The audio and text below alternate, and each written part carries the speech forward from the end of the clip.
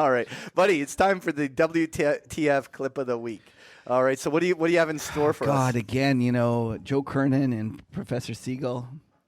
What a combination. What did you call him, by the way? And the Spiegel, like Schmiegel, like from Lord of the Rings. Anyways, they get on there and they just provide me with ample material. Now, I am a little all over the map on this because I've been out of practice on the WTF. And so there isn't a theme. There isn't a real theme on this, but it's just that I heard him speak and I was like, we gotta do something with this. And I put some different things in there. So let's run the tape.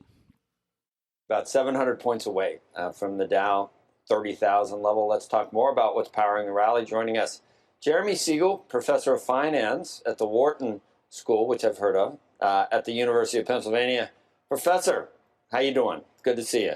Good morning. One of the things we said earlier, there may be no one more associated with Dow 30,000 than you, because and 20,000, and I think you even have gone higher than that. So we know that you've been right, and you've said stay long, you've been bullish. But we did say that you talked about something that might derail the bull market. Is there something specific that's changed in your view, or people ask you and you said, well, this could happen? What do you have a different viewpoint now on the long-term bull?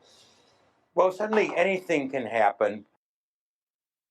No shit, Sherlock. What I'm pointing out is that we are trading around 20 times this year's earnings, or my estimate of this year's earnings. I mean, that is not unreasonable, low interest rate environment in today's world, but it's certainly not cheap. I also worry about momentum players. I think in the last 2 or 3 years, we've had more and more momentum players that jump onto trends. And that's what I talked about in January.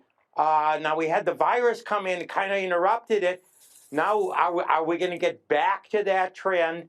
What I saw 2 years ago is in 2018, remember, we were straight up in January.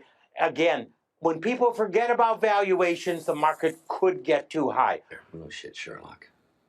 We're not there yet, but right now, this year, I expect 5 to 10% total return. I'm a little bit down today on the opening, but we were at 4 yesterday. So, how much more was in the gas tank? You gotta be fucking kidding.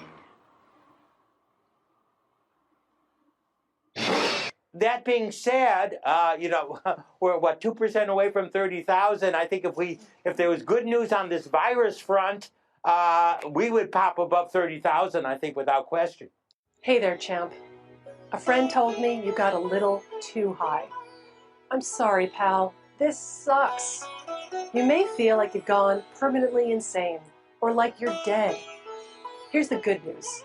You're alive, and your sanity is probably intact. You're just really, really high. My favorite part is the last little bit. Yeah. No, you're just high.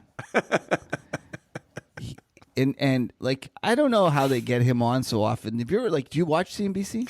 I do, yes. And like, he's on all the time, and he doesn't say anything. Like, he's worse than a technician. If it goes up, I'll buy it, and if I sell it, if it goes down, I'll sell it. Like, all he does is just kind of say things. That's why I was like, no shit, Sherlock. No shit, Sherlock.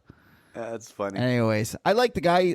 Nothing really against him. Joe Kernan, on the other hand, is a pompous ass. But, if they keep serving me up material like that, I'm going to have to keep making WTF videos of them. There you go. You heard it right from Kev.